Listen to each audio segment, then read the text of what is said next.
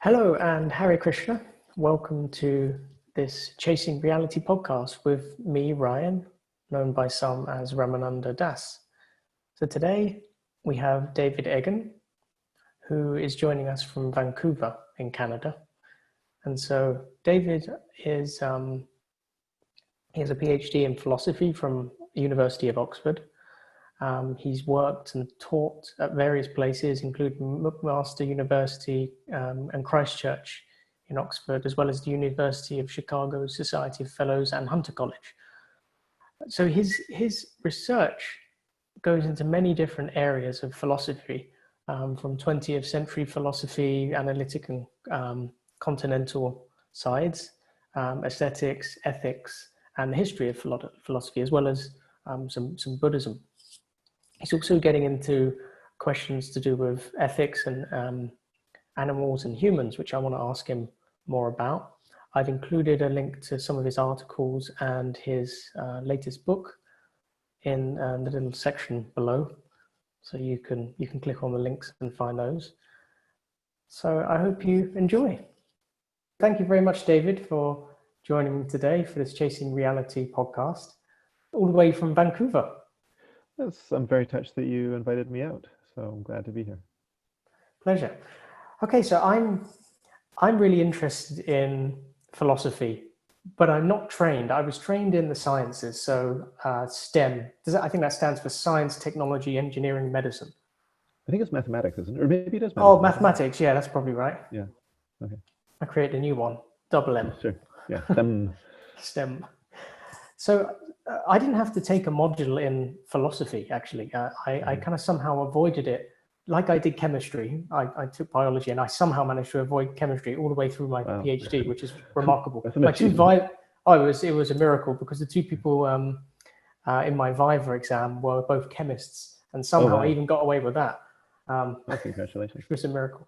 But philosophy I discovered after that, and I like I said, I'm not formally trained, but I'm really interested in it. So you're a young philosopher, and so I'm really interested to hear about how you got into it, why you got into it. That's a good question. I feel, obviously you're not the first person to ask me this, and no longer being a young philosopher. I mean, it's a while back. I feel there's two answers to this question. There's a sort of, coldly pragmatic one, which is that as an undergraduate, I mean, I went off to university having done very well in math and science in high school. So I'd sort of thought I wanted to study physics. And I realized, actually, I mean, in a way, there was that the philosopher in me was interested in physics because I wanted to understand the secrets of the universe and all the rest. One decisive moment for me was just discovering I wasn't all that good at physics. I think I was good at math. I was not bad at physics, but just not good enough. I mean, I worked really hard in the first physics class I took at university. I got a mediocre grade and realized that, the people who were taking this seriously were just a cut above me.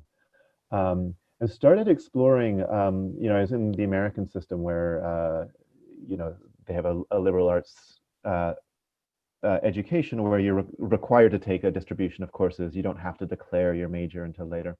Okay. So I started exploring different possibilities. And settled on the first summer after my first year, I sort of went through the course catalog and just circled all the courses that looked interesting, just to sort of get a picture of, what I might take. There was a fair number of philosophy classes, but the real clincher for me was that the philosophy major had much looser requirements, which meant that I could sort of take a few philosophy classes, but I seemed to be the one that, mathematically speaking, I could cover the most classes that seemed interesting to me of the bunch. And it was really only about a year into studying philosophy that I discovered that I loved it. And I think, the class that really got me, and I mean, there's a whole story behind this as well, was on early analytic philosophy, on Frege and Russell and the early philosophy of Wittgenstein. But I think part of it is that it's a cumulative discipline. I mean, you're asking these huge questions, and it can be very frustrating at first. And I've certainly experienced this with students as a teacher, that sense of, how on earth are we going to ever get close to an answer to this question? It's all relative. It's all whatever you think. It's all just opinion. Right. How can it? And so I think it takes a bit of work in the discipline before you can really get a feel for how you can get traction on these problems. How you can start to see that it isn't just a matter of opinion, that there are ways that you can make progress. And I think it took a few classes before that really caught on for me. So that's sort of the coldly pragmatic thing of, I took it because it was sort of easy on the requirements, then I slowly caught the bug. But I mean, another way of thinking about it is, in retrospect, I realized as a teenager, I was already asking all these philosophical questions. I just, there wasn't a philosophy module in high school, so I didn't, I wasn't thinking of philosophy as a potential thing back then. But I realized in retrospect, my mind was always oriented in that direction to some extent. Thank you. I actually read your article in Aeon, which I really recommend because it's so well written. I'll put a little link in the YouTube thing, just so people can see it. But what struck me was you seem to be saying that in the humanities, the difference between the humanities and STEM is that the humanities are kind of like the city center. So everyone goes to the city center. It's just where people hang out. And so everyone is actually asking philosophical questions, but they might not necessarily realize it. And they might have kind of got to the point where they're just kind of satisfied living in a certain way. But the difference is that when you get trained in philosophy, you really kind of dig deep, like you said, into the ways that you can actually know it's not all relative. There are ways of discerning different truths. So I'm interested as to what kind of ways are those for people who don't know much about philosophy? Could you kind of briefly give an idea of how people can know? Someone who wants to know what is the truth. Oh, that's an easy question to answer. I mean, one of the things that I think is one way in which I think philosophy is a really great area of study if you've got a vivid curiosity is I'm inclined to say that of all the sort of the standard academic disciplines that you would find under a departmental banner in a university, it must be by far the most diverse in the ways in which you can approach it. I mean, just to give you one example of this, I did my master's degree at the University of Toronto, and there was a semester where one of the classes I was taking was on the Zhuangzi, this ancient Taoist Chinese text, where there's lots of close to, and it's this bizarre text. It's full of mystical wisdom and jokes and parables and stories. There isn't really anything resembling an argument. Concurrently taking a course on cognitive science and the philosophy of consciousness, where you were looking at a lot of sort of contemporary, work on the fringes between philosophy and neuroscience and cognitive science. And these both counted as credit toward an advanced degree in philosophy. So part of what I think is interesting about philosophy is just, I mean, as you were saying, in a way, everybody does it. Certainly every civilization has done it at a specialized level. There are sort of people who are philosophers in any given culture, but the ways in which they go about doing it are tremendously diverse. And this goes even for like the contemporary Anglophone academy, where you can have people reading Plato and Aristotle in the same department as there are people who are doing formal epistemology, where they're sort of digging deep into the sort of logical structure of language. So it's very hard to say that, here's how philosophers do things. In a way, like part of what's interesting, I think, is that because philosophy is asking such foundational questions, you can't have, to my mind, a method that is sort of incontrovertibly the right method, precisely because what you're doing is trying to call everything into question, or at least allowing the possibility that any ground that you stand on could be ground that gets questioned. And in that sense, it's hard to sort of say that there's a thing or a way in which philosophers do stuff. Okay. So it sounds like there's not just one way of approaching it. You described a few different, very diverse subjects that you were studying, and there are different methodologies for understanding. And I'm interested because I used to work in a lab, and it was interdisciplinary. The idea is shove enough scientists together who are studying completely different things, and hopefully they will do some cross-pollinating of ideas. Maybe it was too early to tell, but I didn't find that. I found that typically we just stuck to ourselves, like, okay, there's the immunologists over there. They've got their assay. They do things the way they want to do it. There's the microbiologists over here. And is it like that I'm trying to imagine what it's like in a philosophy department. or a kind of interdisciplinary situation, can they talk to each other? Yeah, I mean, I think obviously it depends on who's doing the talking. And you'll find this across philosophy departments too. I mean, there are some philosophy departments that kind of double down on a certain, relatively narrow range of things that they're good at and say, sure, we're not going to, represent the whole diverse range of what counts as philosophy, but we're going to do really advanced work in this, slightly narrower range of areas where we can all talk to each other. We all speak the same language, and as a result, we're going to make a lot of progress. And then you'll have departments that really do have the sense of, we all like each other, we all respect one another's work. We take an interest in one another's work, but there's less sort of intense collaboration among colleagues. And you can see that there are upsides and downsides to both approaches. Sure, yeah. And I'm sure you having spent time in various universities, just departmental cultures vary quite a lot. I think there's also, interdisciplinary work within the humanities more broadly, where like philosophers are invited to collaborate with people in art history or literary studies or theology or the social sciences or wherever else. And again, I think there's various ways of doing that. And I imagine it's probably a bit different in the humanities and social sciences than it is in the harder sciences. And I mean, I could, anecdotally talk about various ways in which it's done, but, again, there's that sort of question of how do philosophers relate to one another within the diversity of their own field versus how do philosophers connect to work happening in other disciplinary areas. Yeah, thank you. It was just a curiosity I had because, I've only hung out in one environment really, and I'm always interested to hear what it's like. I guess we have to specialize. One of the richer intellectual experiences I've had was I spent 4 years between 2013 and 2017 at the University of Chicago's Society of Fellows, where the society is, it's called the Society of Fellows in the humanities and social sciences or something like that. But the idea is, taking people from disciplines across the humanities and the social sciences and bringing them together. And on one hand, that was a great experience in itself that, I had friends and colleagues who were historians and who were political theorists and who were linguists and all of the rest. And, there was a sort of collegial thing where we would come together and discuss one another's work.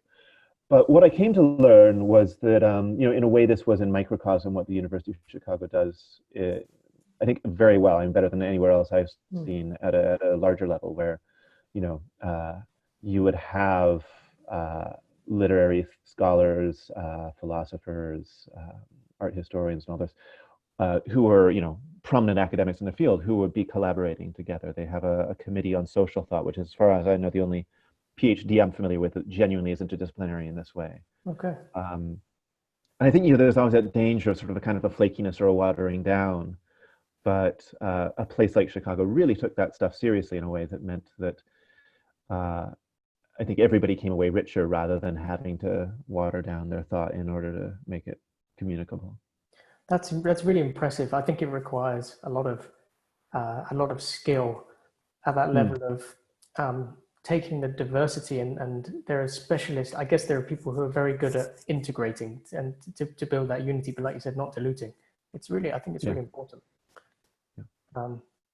I want to get into your current interests. I've read a few of your things, but I understand at the moment you're quite interested in humans and animals. Yeah. So please share with me some of your current thoughts. I'd be really interested to hear. Sure, thanks. Yeah, this is sort of a project that's been percolating for a long time, but I haven't really done a lot of, I haven't put it on the front burner. So I'm just starting to try to put down a whole bunch of these thoughts. And there's obviously, it's impossible to talk about human-animal relations without there being a strong ethical component. That it's hard not to be deeply troubled by the way that humans treat animals. But the goal of the project isn't primarily to launch a polemic. I feel other people have that ground covered. But more to, trying to think about how our thinking about animals has been structured and constructed. So on one hand, there's a lot of confusion that is just really evident right away when you think about popular, common, ordinary thinking about animals. The way that on one hand, we adore our pets and shower them with gifts and treat them like they're our little princes and princesses. Little fluffy jumpers. Yeah, the fluffy jumpers, while also, happily eating animals that were raised in hellish factory farming conditions. Yeah. And I mean, I think pigs are a really interesting case of this because pigs, on one hand, are animals that are farmed for food in large numbers and subjected to deeply inhumane treatment. They're also similar enough to humans in both physiology and size that they're commonly used in various laboratory experiments. And also there's sort of this, groundswell of interest in pigs as pets because they're friendly, they're sociable, they're highly intelligent, and all the rest.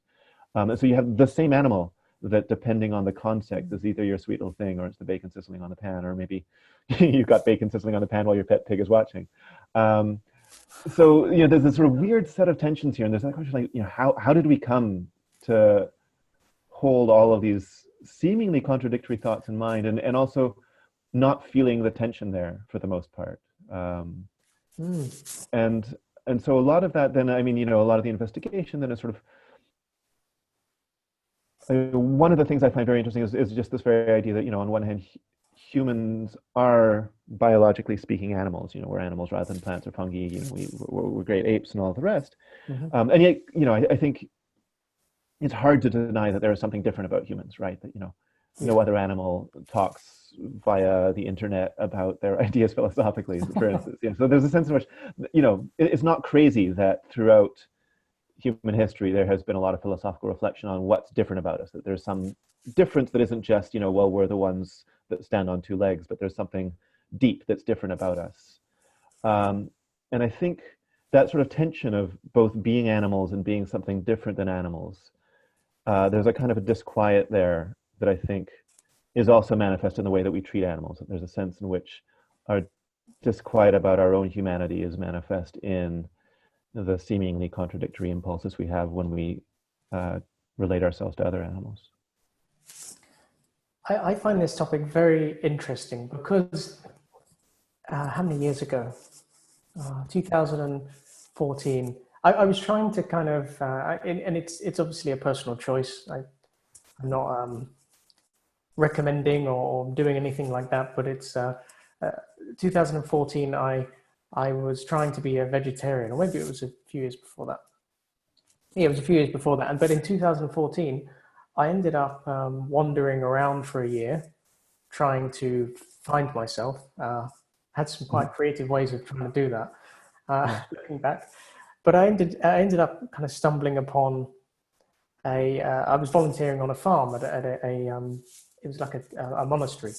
And so it was in the tradition of Bhagavad Vedanta or Bhakti Yoga.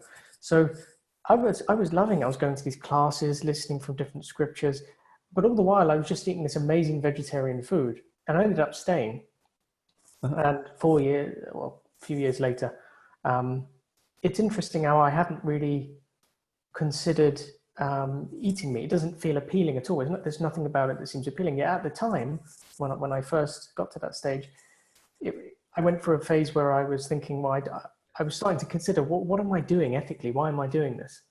But before that, I kind of remember there wasn't even a reflection. It wasn't that I was deeply considering it. It's that I wasn't even distinguishing between animal and, cute little animal, like you said, and food.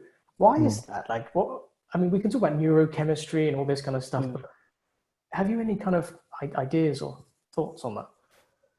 I don't actually. It's something that I've been puzzled by, just sort of thinking back. I mean, thinking more about childhood. And I think you're right. There's this, and this is actually something I've written about a number of years ago. The way in which, you mentioned the sort of cute, fluffy things that children seem to have a particular connection to animals. And as a child, like most children, I loved animal stories. I had, all these anthropomorphic animals and stories, and I also ate meat without thinking about it. And there was never a moment, like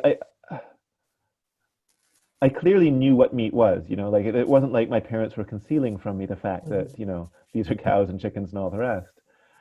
And yet I don't remember ever feeling any puzzlement about the fact that, I love these animals in the stories and I'm eating Yeah.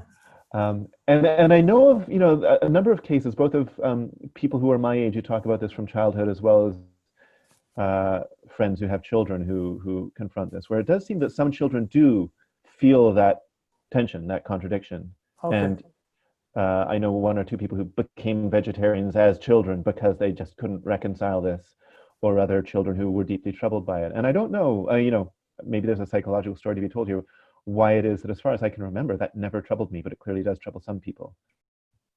It started troubling me much later, but not as a child. Do you remember why? I'm interested in like what the reason might have been. That was there a trigger for you, or did it just suddenly happen? Like why did? I mean, it was a gradual thing. I remember, there were several years in my 20s of, starting to be troubled by this, eating less meat, thinking, really, I should be a vegetarian and all the rest. And getting to a certain point of just thinking like, look, you gotta stop saying you ought to not eat meat if you're going to keep eating meat. And there's, it's always easier to tell the story of, so I'll tell you one story, but, it's easy to overstate how decisive this was. But I was living in Berlin the year before I started my PhD, and seeing a woman at the time. We went on for a picnic. It was called Teufelsberg. It's this sort of open air parky area in the west of the city, and had a picnic there. And I didn't realize at the time there were a bunch of small lakes nearby, and it was summer, and there was just, we were being swarmed by mosquitoes. And I've always felt bad about killing mosquitoes. And again, like these are all sort of things that, this isn't because of some like deep principle and other people fail to recognize this, but it's just, some people have no problem killing mosquitoes and some people do. But just that sense of it, you just felt grossly disproportionate to think like, yes, it's annoying that you're biting me and it's going to itch and that sucks, but like killing you just seems a bit out of proportion to what you're doing to me. And so sort of feeling really annoyed at these mosquitoes, but also feeling like it would be wrong to kill them. And just think, what am I doing eating chicken if this is the way I feel about mosquitoes? And again, you just that sense of like, yeah, chicken tastes great, it's healthy and all this, but that's grossly out of proportion to the fact that I'm killing them, that, there's a sense of like, they're not that good.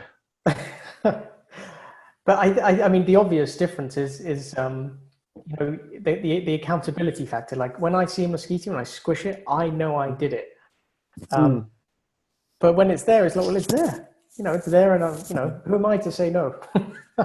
Yeah, it's interesting, right? You see, reading, having done a bit of reading in the sort of animal rights, animal philosophy literature, there's a lot of overlap between a certain kind of vegetarian and a certain kind of hunter, in the sense that people who hunt animals and eat the animals that they hunt are very intimately connected to the death and the killing that goes into eating them. This is true also, I think, of farmers. And it's something, I'm a city kid. I grew up in a city. Like the only animals I've ever eaten came from supermarkets.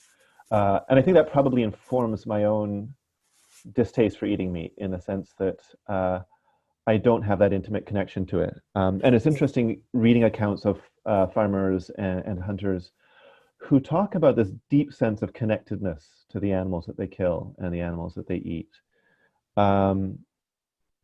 That on one hand, there's a version of like, oh, I can't, I don't want to dispute something I have no experience of.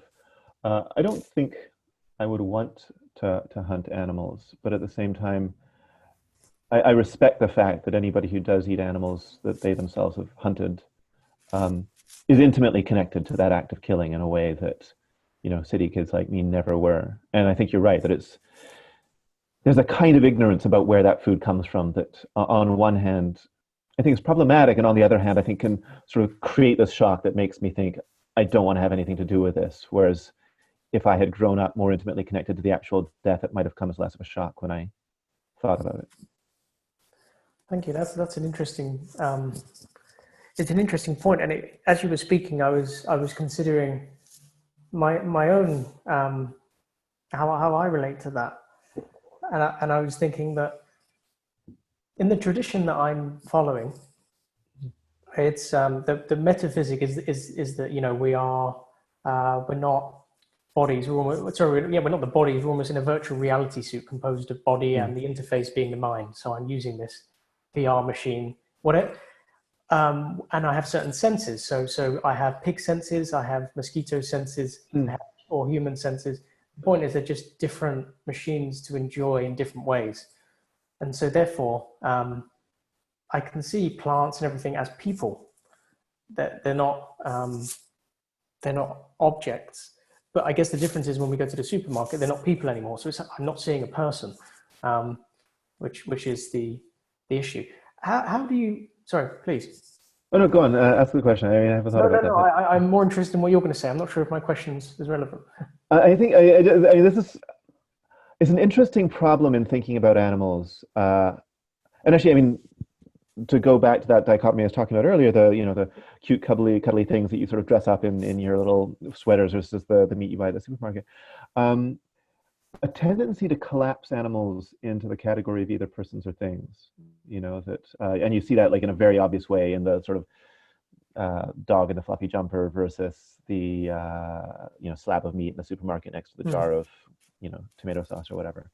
But also, I mean, and I think you find a version of this in a lot of spiritual traditions that show a lot more respect for animals. I mean, you're sort of talking about, the plant person or the animal person or whatever else. That I think one of the things that's sort of disconcerting about animals, I talked earlier about that idea of a kind of a disquiet, is that they're not human, but they're not thing. And conceptually, I think we often struggle to sort of accommodate the idea that there are beings that are like us, but they aren't us. They're not things, but they're not people. And they have a view on the world that is a view on the world. Like unlike a rock, a chicken does have a view on the world, but it's not a human view. And what is that? And like, what does it mean to have a view on the world that, doesn't involve language, for instance? And it's I think it's really difficult to hold in view the idea that animals are neither people nor things. Yeah, it's kind of in the middle. Well, this is a very interesting topic because I'd like to hear what you think about it. My understanding is that so a human, for example, has the capacity to self-reflect. We either use that or we don't necessarily. And an animal maybe doesn't have that capacity. I don't know. I doubt it. Like you said, they're not having telephone conversations and chats about philosophy. Although I don't know what they're speaking about. They seem to be saying something in animal language. But I feel, and there's some science around this. It's very difficult, but do animals experience qualia? Do they experience a qualitative aspect of the world in the sense that it's not that they're people in the sense that we're people or humans, we can self-reflect, but they're experiences of reality. They have qualitative experiences. What are your thoughts on that aspect? It's a good question. I feel like a lot of it is beyond my pay grade, right? That I'm not an expert on the neuroscience and all that stuff. So there's certain areas where I don't feel like sure I'm in a position to comment. There's a very famous, influential paper by Thomas Nagel from the 1970s called "What Is It Like to Be a Bat?" Whose main contribution, I mean, this is sort of an early move in contemporary philosophical thinking about the nature of consciousness, where, in a way, one of the things he's addressing is this question of, what does it mean to say something is conscious? And, you mentioned this idea of qualia, that's sort of the qualitative feel aspect of experience, which again is sort of something that's often tossed around as possibly a criterion for consciousness, although, philosophers dispute whether the idea of qualia is even a coherent concept. So, I mean, all of this is, consciousness is such a murky area where there's so much up for grabs. But Nagel's argument, so this paper is called "What Is It Like to Be a Bat?" And part of his point there is, why does he choose a bat? Several reasons. One is that bats are complex enough animals that, like if you said, like, what is it like to be a mosquito? The answer might just be nothing. But, like bats are complex enough, you sense that there's something going on there. Mm-hmm. And also their way of, to the extent that bats have what you might want to call qualia, is radically different from our own, to give you, like dogs can see, dogs have, I believe they have only two distinct pigments of cone cell as compared to three for us. So dogs have sort of vision, but less complex vision than us. So I can, in a way, imagine what it would be like to see like a dog. I have to sort of erase some of the colors from my visual field, and I've got a picture of what the dog is like. But I have no idea what it would even be like to imagine what it's like to have, sonar echolocation. It's sort of, there's something like, to the extent the bats have qualia, it's a kind of a qualia that I literally cannot imagine having. And part of Nagel's point then is that, despite the fact that you just can't imagine what it's like to be a bat, there is something that it's like to be a bat. And he says that, his argument is this, that there is something that it's like, is sort of as good a criteria as any for what it means for something to have consciousness. That, it doesn't make sense for me to talk about what it's like to be a rock. There's nothing that it's like to be a rock. You want to say there is something that's like to be a bat, it seems. But as you say, and as I've been saying, so tremendously murky, complex. How do you decide that there is something that's like to be a bat? How do I know that there's something that's like to be me? What is it like to be me? I don't know. So all of these things get very complicated very quickly, and it's not an area that I feel I have a strong stake in, except to say that I feel like on ethical questions, people often put a lot of weight on consciousness, and I think that's wrong. I don't.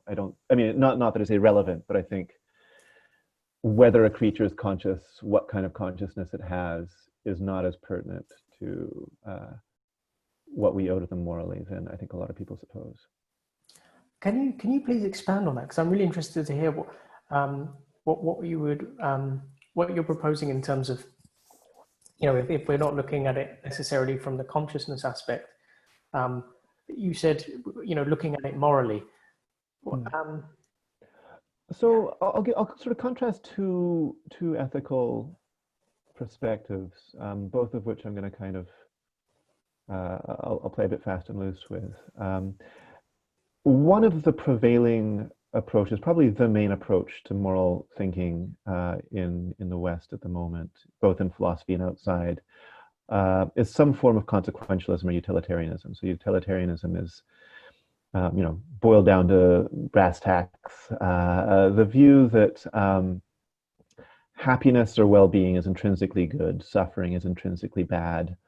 The more happiness, the less suffering, the better. Okay. And our moral duty then is to act so as to create the greatest amount of happiness and the least amount of suffering. And I think the emphasis on consciousness when it comes to, and so in utilitarianism, it has a particular influence in animal ethics. It goes back as far as Jeremy Bentham, who's sort of like one of maybe the founding figure of utilitarianism, where he famously asked, this is more than 200 years ago, in response to all these philosophers asking whether animals can think and all the rest of it, the important question is, can they suffer?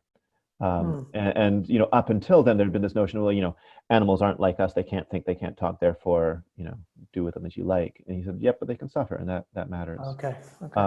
Down to, sort of the beginning of contemporary philosophical interest in animals. The landmark book is maybe Peter Singer's Animal Liberation of the 1970s. And Singer is this hardcore utilitarian who, again, builds this argument out of the idea that, for something to be owed moral consideration, it needs to have interests. To have interests, it needs to be capable of having things go better or worse for it. What it means to have an interest in something is that, you can be disappointed or frustrated if you don't get what you're interested in. You're happy if you do. And so the question of suffering for him is then crucial. And he says, look, animals can suffer. And it's he sort of makes famous this term speciesist. It's, in the same way that it's racist to give undue consideration to, people of your own race over people of another race. It's speciesist to show preference for the happiness and suffering of human beings over the happiness and suffering of other animals. To the extent that they can suffer too, it's speciesist of us to discount that suffering simply because they don't belong to our species. I don't like this way of thinking about things. All respect to Peter Singer. I think he either gets a lot of love or a lot of hate, and I think it's more complicated than that. But I'm not a utilitarian, and I want to contrast that way of thinking to a sort of more ancient approach. I owes a lot to Aristotle. That thinks not in terms of happiness and suffering, but more in terms of flourishing and what it means to, have a successful or a flourishing life.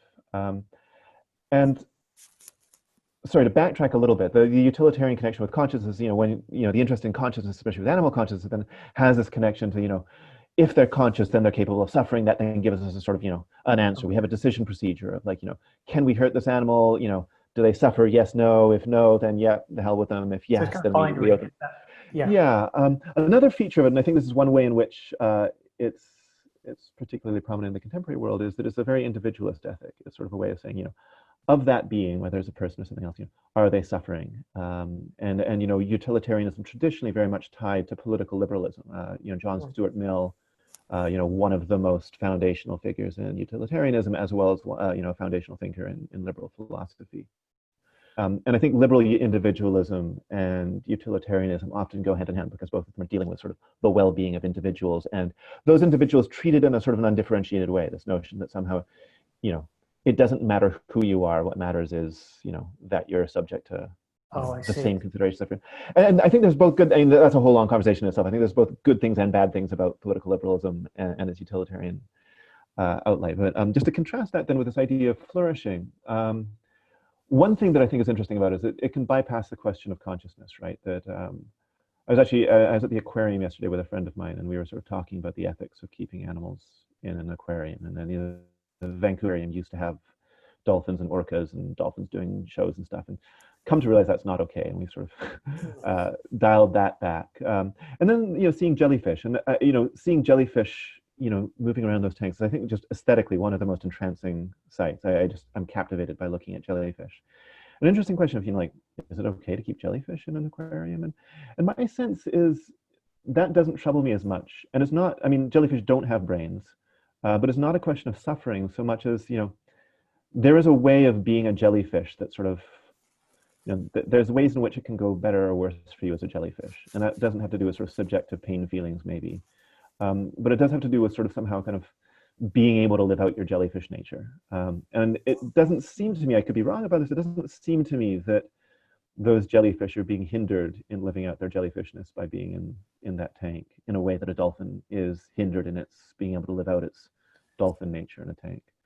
And so I think, and one of the things I think is actually interesting about thinking about this stuff in terms of flourishing rather than in terms of happiness and suffering is that it's not just that it bypasses the question of consciousness. It also means that, trees clearly aren't conscious in any sense that we understand. They don't have nervous systems in the way that we do. But it also seems obvious that there's, there are living things that are owed reverence and respect, and to think about whether the tree is flourishing or not is a different question from asking whether the tree is suffering. In a broader respect, you can ask about an ecosystem, whether it's flourishing, right? That you can see how environmental predation can cause a whole ecosystem to fall into decline in a way that, you can't say is the ecosystem conscious. There's this Gaia hypothesis about, the Earth as a, but, leaving all of that aside, there does seem to be a sort of a coherent way in which you can talk about the flourishing of an ecosystem.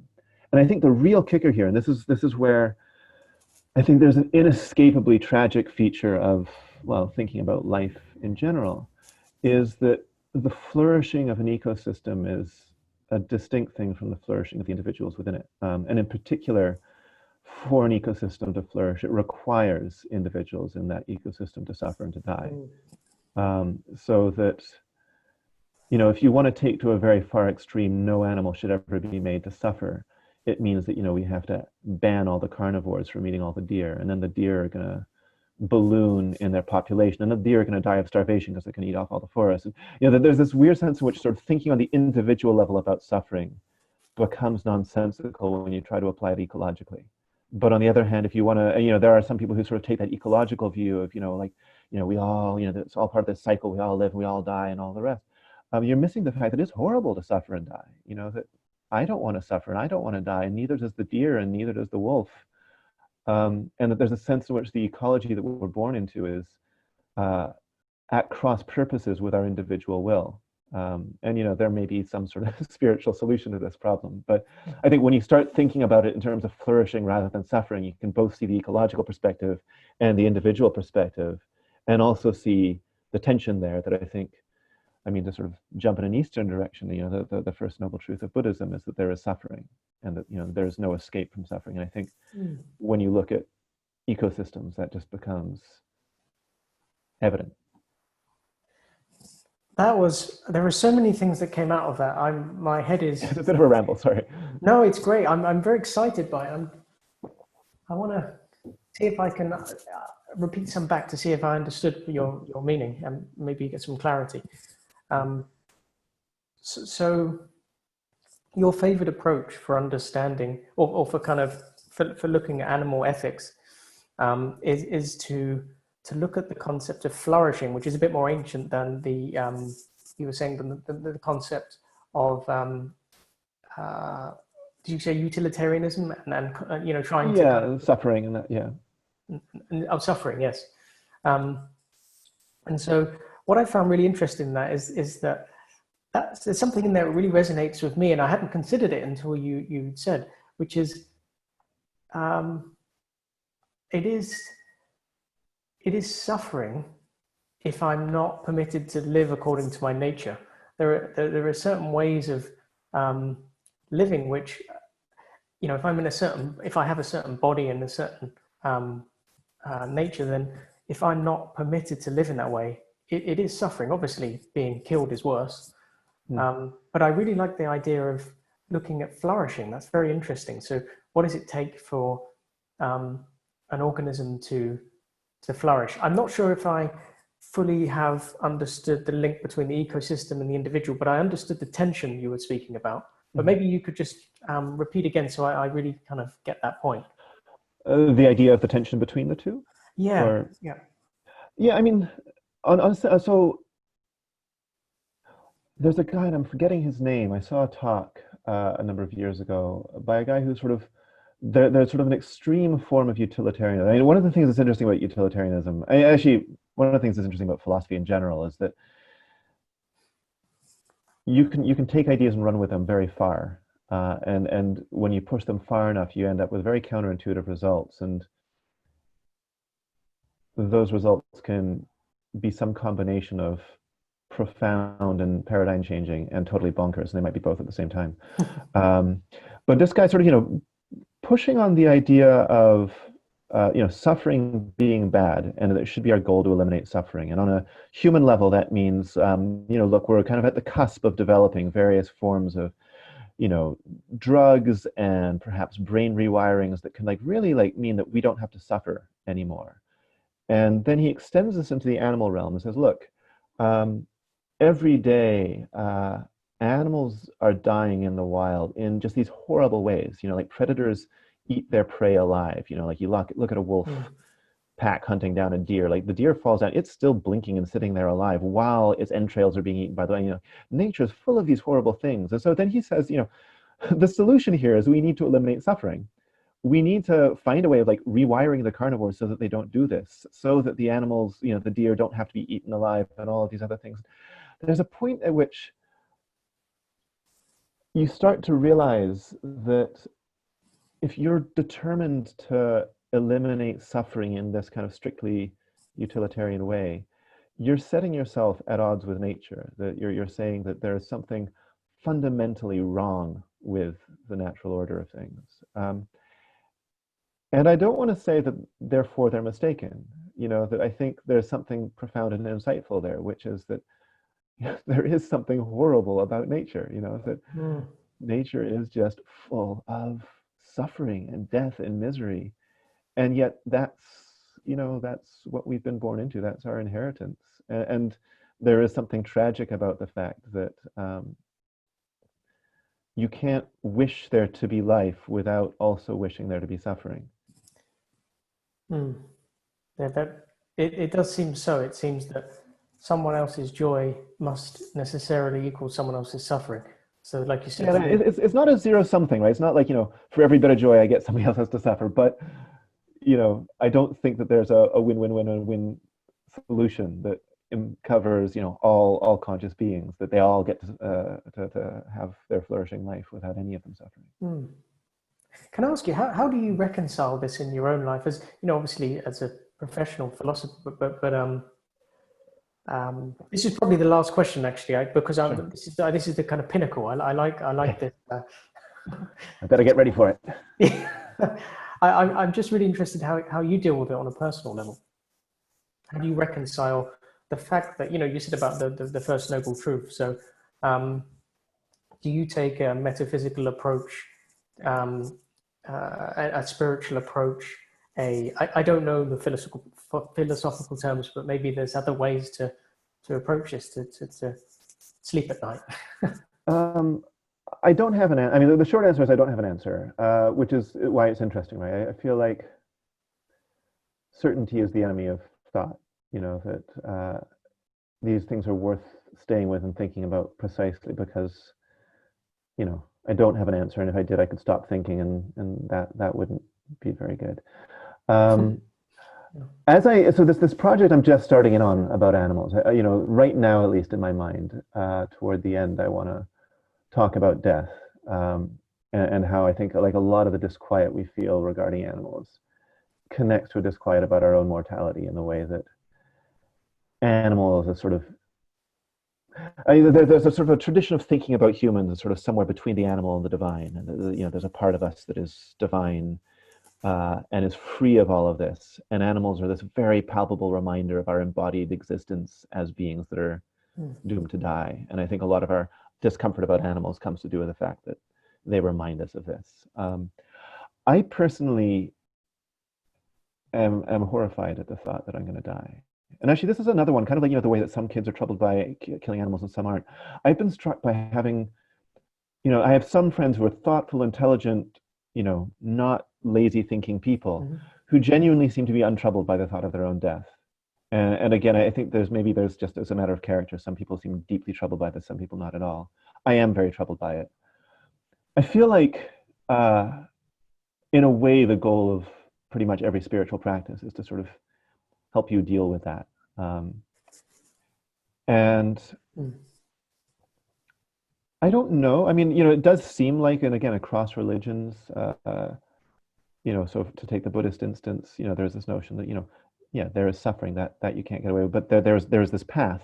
There's kind of a way out that you can take that results in enlightenment. And various spiritual traditions have this notion of a kind of a way out. Like if you do everything right, you get into heaven and then you get to live forever. I don't know if I believe that there's a way out. I believe I'm interested enough in the fact that enough people have said I found a way out that I'm interested in exploring those ways out. But at least as yet, I haven't found a way of not being horrified by the thought of my own death. And as long as I am, I don't feel that there's a solution. There's just sort of a matter of trying to sit as honestly and as clear-sightedly as I can with the things that trouble me. Thank you. It was such a nice, it's very nice for me to hear someone be so honest, because it is horrifying. I'm personally horrified by it, and I would love to have more discussions like this, because I find that it balances out academic thought for me. Real, emotional honesty about what's going on. There's something about it which I find very important in these kind of discussions. So, thank you. Yeah, I'm going to give a lot of thought to the things you've said today. I appreciate it, and I've really enjoyed having a chance to talk to you about it. So, thank you for inviting me. Thank you, David. Cheers. Right. Thank you very much for joining me on this conversation with David. So we discussed many different topics, and I found that it flowed really nicely. He's the kind of person that I could just talk to and pick his brains all day. It's my idea of a philosopher, someone who's curious. And he mentioned a few times about, or at least once, I think, at the end, that what would life be like if there was no thought, if it was all conclusive? And I thought that was a very telling statement from a philosopher.